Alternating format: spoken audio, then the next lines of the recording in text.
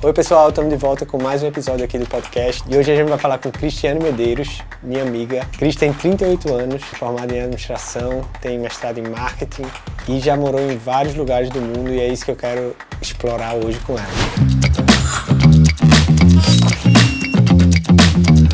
Oi Cris.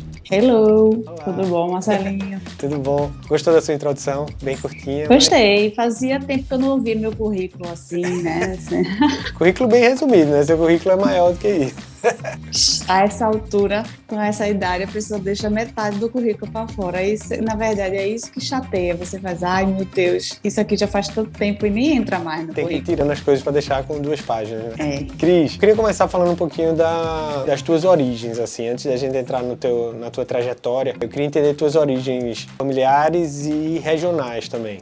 Esse podcast foca muito em pessoas com histórias interessantes que partiram da mesma região, mas de contextos totalmente diferentes. Tentando dar voz a esse nosso povo, que às vezes a gente consome muita coisa de fora e mostra muito pouco do que a gente tem aqui. E aí você, obviamente, entrou como uma das primeiras pessoas aí para convidar. E eu queria entender onde você nasceu, se foi aqui em Recife mesmo, quem morava nessa casa de Cris criança, onde é que estudava. Me conta um pouco assim do teu contexto de infância. Bom, a minha família, ela não é super tradicional, porque meu pai é de uma cidade, minha mãe é de outra e eu nasci e morei em outra, porque meu pai era militar. Então, meu pai era do Rio Grande do Norte, minha mãe é do Rio de Janeiro, minha irmã mais velha nasceu em Fortaleza e eu e minha irmã mais nova em Recife. Por ele ser militar, ele deu uma rodada aí. Então, assim, a gente não tem muito histórico, pelo menos eu não tive muito histórico dessa raiz familiar. Eu não tinha familiares próximos. Os primos eram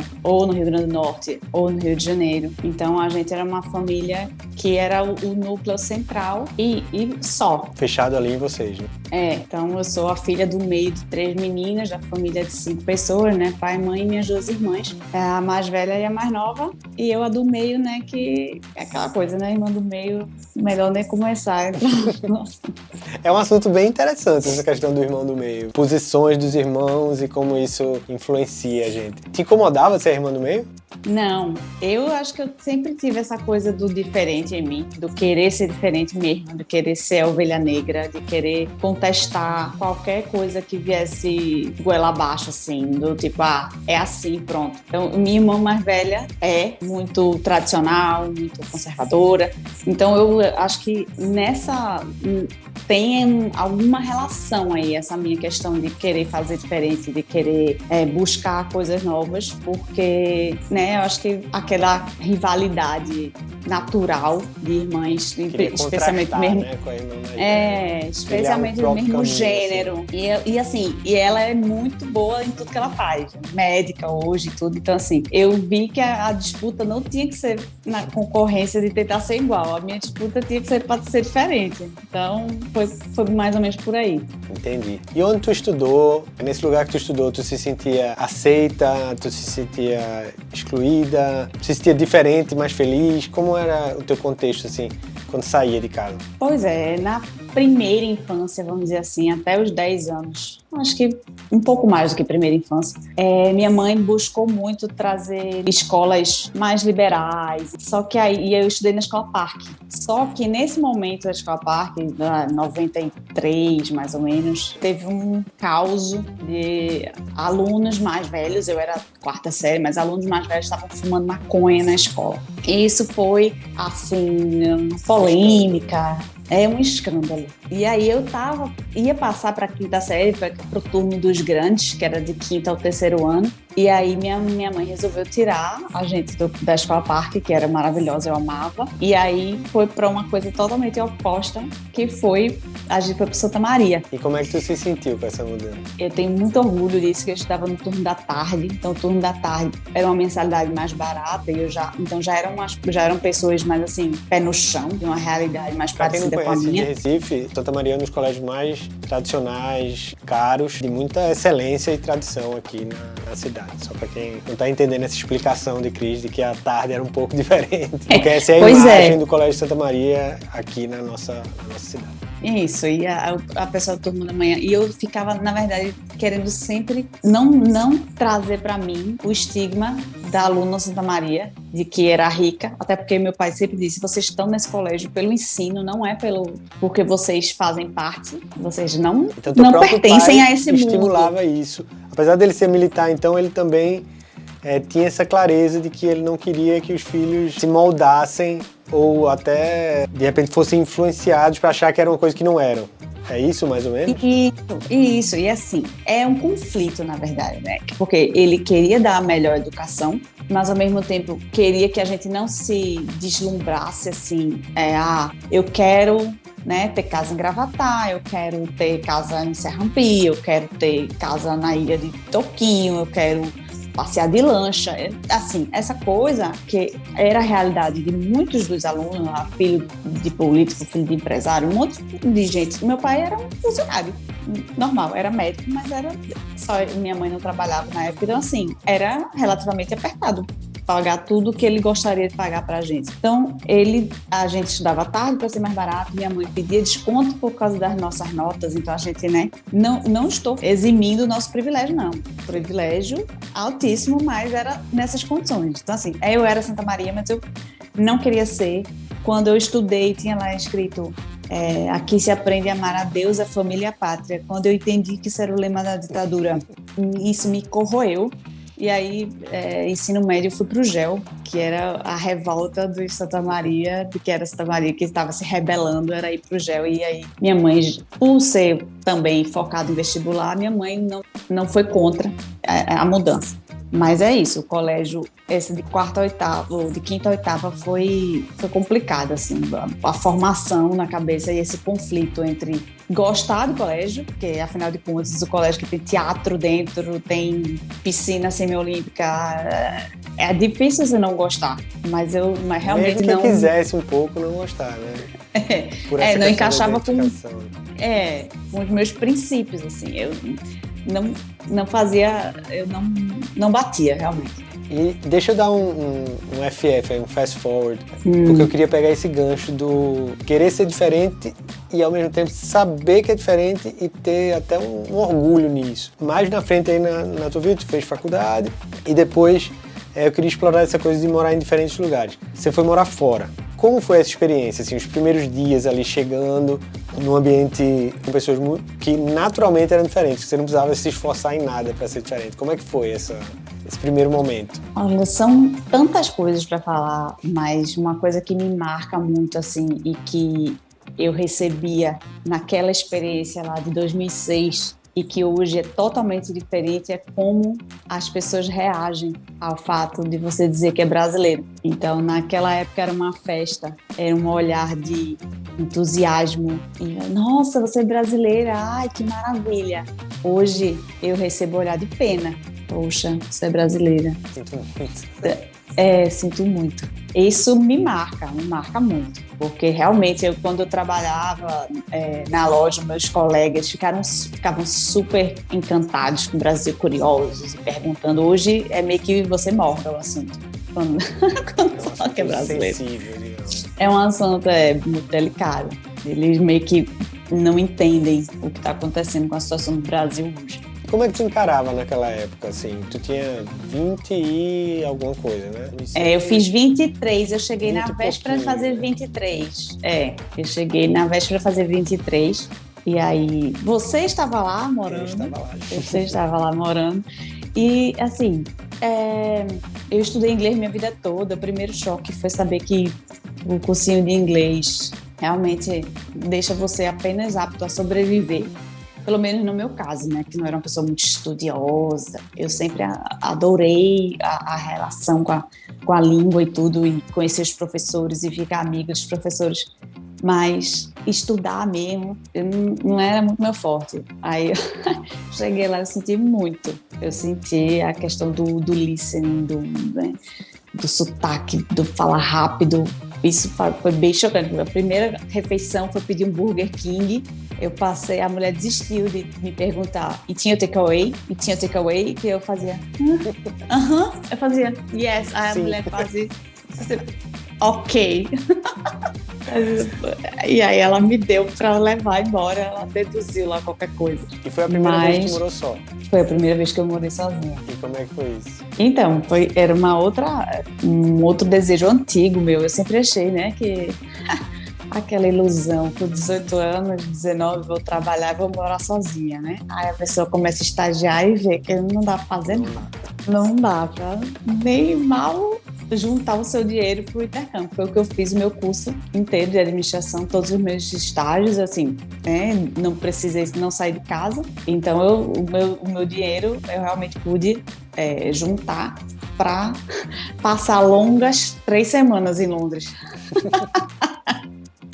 Eu juntei 3 anos para passar 3 semanas, juro. Quando deu da 3ª semana, eu fiz, meu Deus, lascou. Acabou o dinheiro e acabaram as 3 semanas. E assim, e todo emprego que você conseguia em Londres, ele pagava semanal, mas o que eu consegui pagava mensal. Então eu fiquei meio que literalmente a pão e garapa, pão e água, até receber o primeiro pagamento. Passei perrengue chique, né? Aquela coisa. E eu lembro de uma fala sua, foi muito engraçado. Isso me marcou, que eu lembro, depois de um tempo que você me encontrou, você fez, Cristiane, se você emagrecer mais, eu vou ligar pra sua mãe. Eu não lembrava disso. Eu lembro, porque a pessoa lembra as poucas vezes que foi magra na vida, assim, com essa referência de que a minha calça caía com o botão fechado. Caía não, eu consegui tirar a calça com o botão fechado.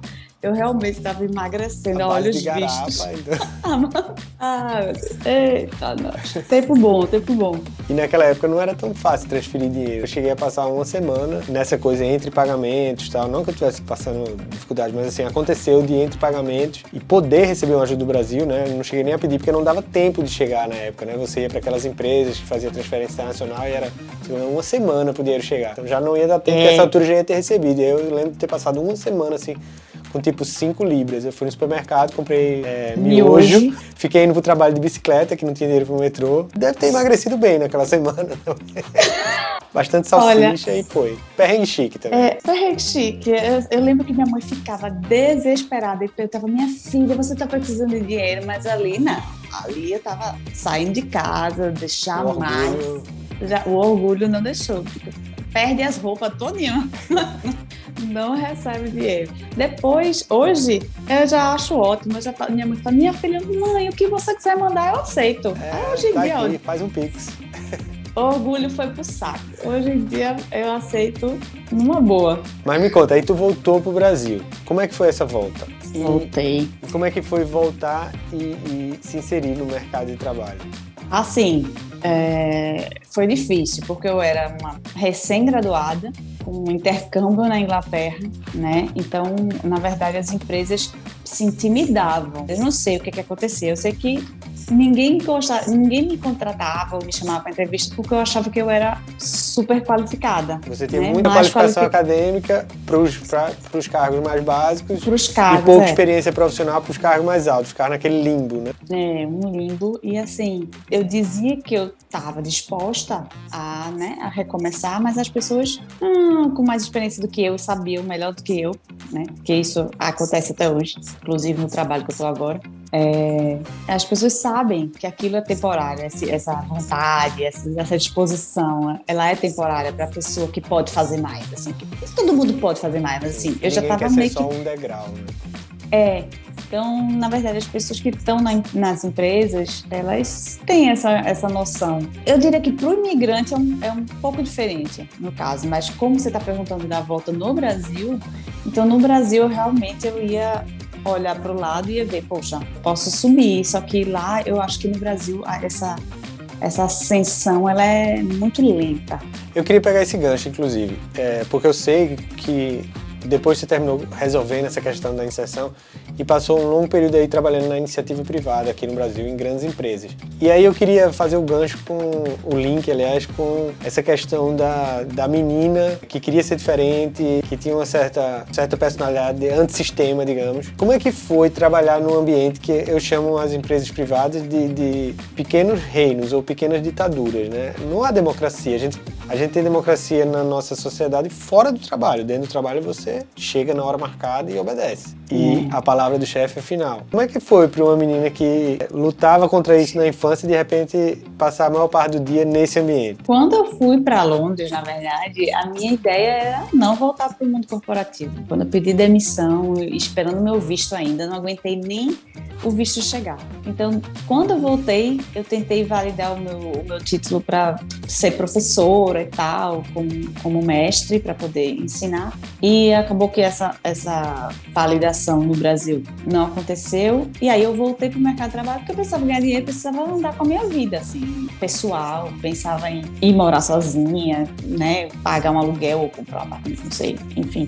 Eu voltei porque eu me vi sem opção e eu não me vejo empreendedora e também não me via. As opções eram estudar para concurso, também não ter disciplina. É complicado, porque as minhas opções eram assim, eu botava para cada solução, eu botava um problema. E aí eu fiz, vou voltar para o trabalho. Agora eu tive muita sorte, porque eu peguei uma gerente, uma líder, que tinha uma visão excelente. Ela sabia que eu era super qualificada para a vaga que ela tinha, mas ela precisa de alguém que falasse inglês. Era só isso que a pessoa precisava fazer.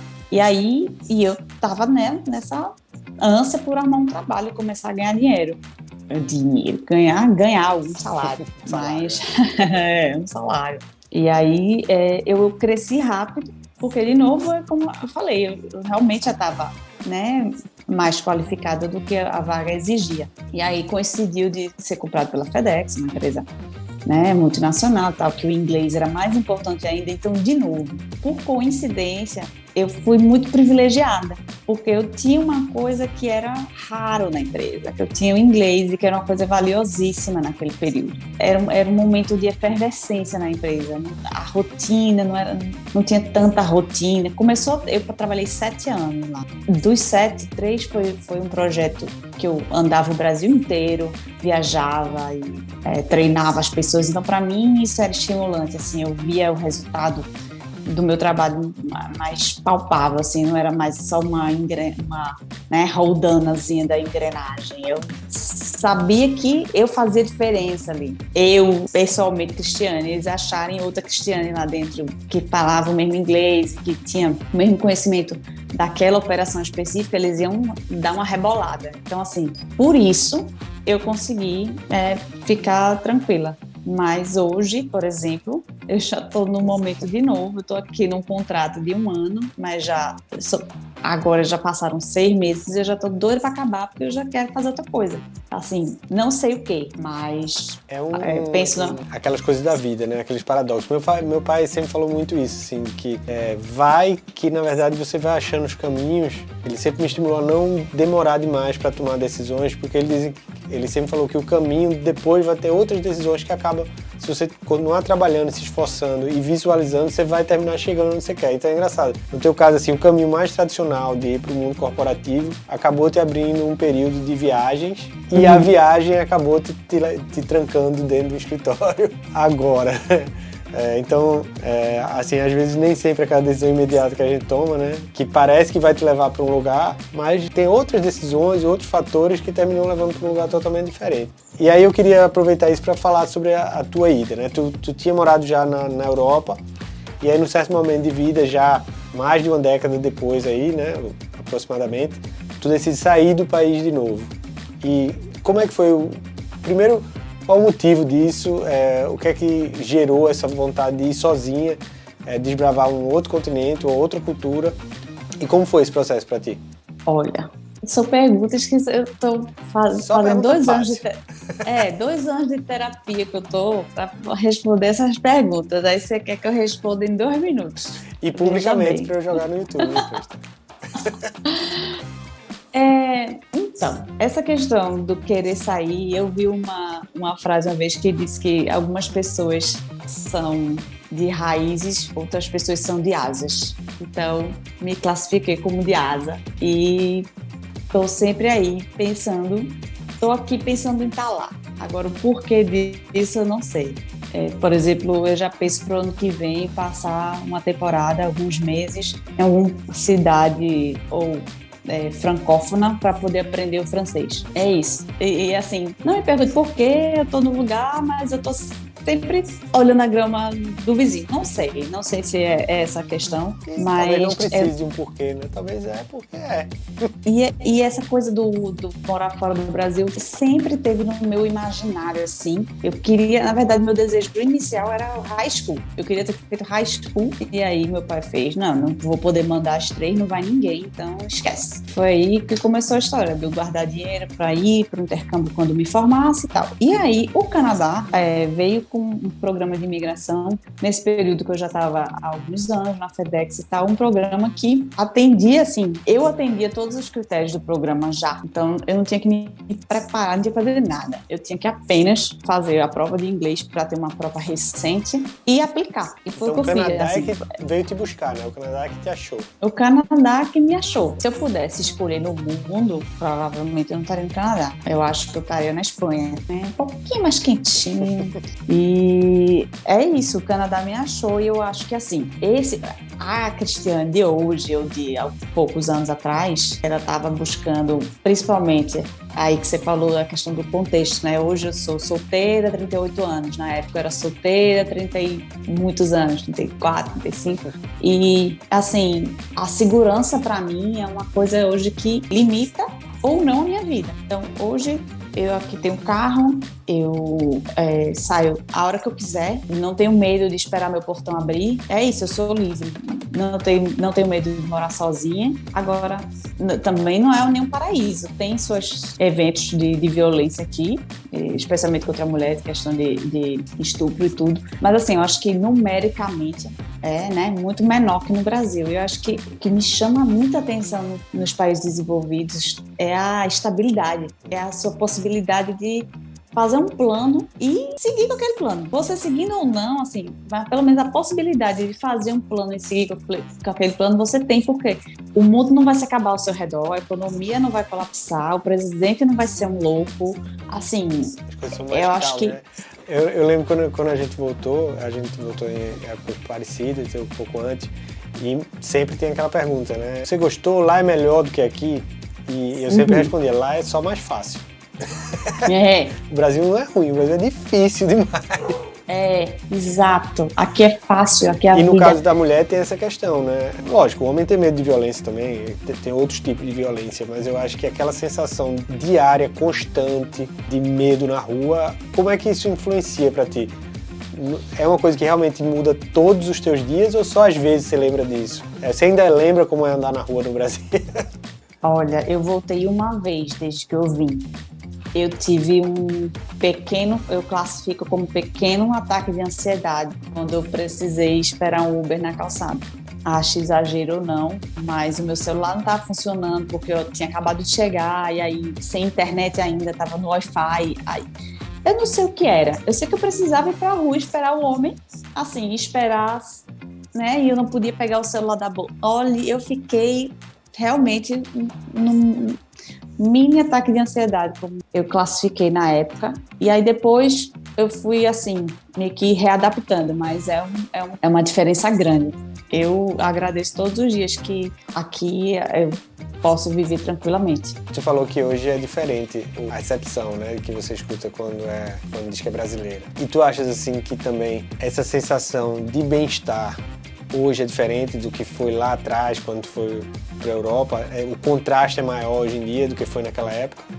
Assim, hoje eu consigo avaliar melhor vidas parecidas, porque naquela época, quando eu fui para a Europa, eu saí da casa dos meus pais. E quando eu vim para cá, eu já morava sozinha em Recife, então eu estou exatamente no mesmo contexto, né? Quando eu morava com meus pais, aí eu saí para era meio aventura, né? Aí dividi apartamento e tal.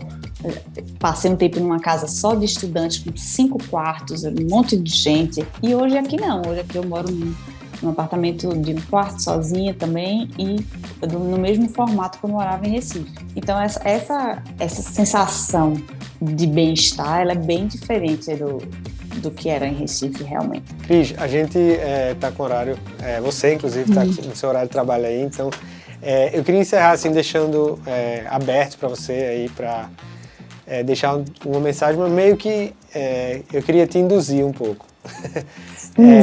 Qual a mensagem você deixa para outras pessoas que, assim como você acha que são de asas e não de raízes? E principalmente pessoas mais novas que você, que de repente estão angustiadas com isso, de terem asas e não estarem voando. Olha, eu acho que tem uma coisa que eu demorei talvez para perceber também, é que os planos, eles nunca vão estar perfeitos antes de você conseguir executar. Eu vim para Vancouver, nem olhei a cidade, eu defini o critério, que foi a temperatura, e vim.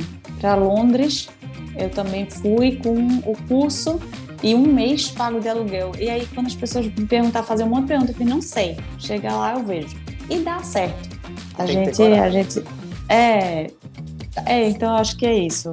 Um pouco de coragem, mas quem quer voar, né? O risco de ficar parado no mesmo canto, pior do que qualquer risco que você precisa enfrentar quando você vai sem ter respostas ainda. Então, isso aconteceu comigo. Eu não preciso de tantas respostas para eles. Eu preciso dos meus próximos 2 passos. Os próximos 2 passos e aí eu vou embora. Adorei essa mensagem final. A gente não vai encerrar por aqui, mas você me lembrou também que tem muito a ver com isso também de asas e raízes, né, em relação a emprego e empreender. E aí tem um empreendedor que você sabe que eu gosto muito, que é Gary Vaynerchuk, respondo por Gary Vee, que uma vez perguntaram para ele, eu tenho um emprego, mas eu tenho uma certa vontade de empreender também, como é que eu decido? Aí ele falou, olha, para um empreendedor, ficar num emprego é insuportável. Se você está suportando estar no seu emprego e pensando que talvez você queira um dia empreender, porque você não é empreendedor. Porque para o empreendedor a ideia de trabalhar para alguém há anos, no mesmo escritório, no mesmo lugar, é insuportável. Então, é um pouco disso que você falou também, né? Você sabe que você é de asas quando simplesmente ficar parado te incomoda. Se não te incomoda o suficiente para você ir, mesmo sem um plano perfeito, é porque talvez você não seja uma pessoa de asas. Você só seja uma pessoa que precisa de pequenas mudanças ali nas suas raízes. Então, isso que você falou, eu concordo muito. E queria te agradecer, Cris, por ter aberto um espaço aí no teu dia, no meio do teu dia de trabalho, no meio do escritório aí, para fazer um dos primeiros episódios. Você foi uma das primeiras pessoas que eu escolhi, obviamente, porque tem uma vida interessante e sabe se expressar muito bem.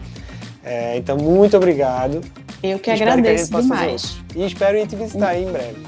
Mas aí Sim. envolve outras coisas. Sofá Cama está aqui à disposição. Eu agradeço, uma honra ter sido eleita entre as suas primeiras convidadas. Não ofereço Sofá Cama porque eu chego minha esposa, meu filho e 2 cachorros. Então Sofá Cama vai ter que ser grande. As 2 cachorras vão ter que rebolar para se livrar da minha gata, mas o resto a gente dá um jeito.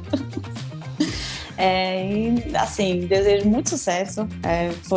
Passou rápido, eu nem tô com o relógio aqui, mas eu nem senti o tempo passar. Poderia ficar aqui muito tempo conversando com você, sabe disso, nossa amizade de longas datas. Então, desejo muito sucesso. Obrigada pelo convite e a gente se fala. Pessoal, obrigado também por assistir. Essa foi Cristiane Medeiros e a gente se encontra no próximo episódio. Tchau!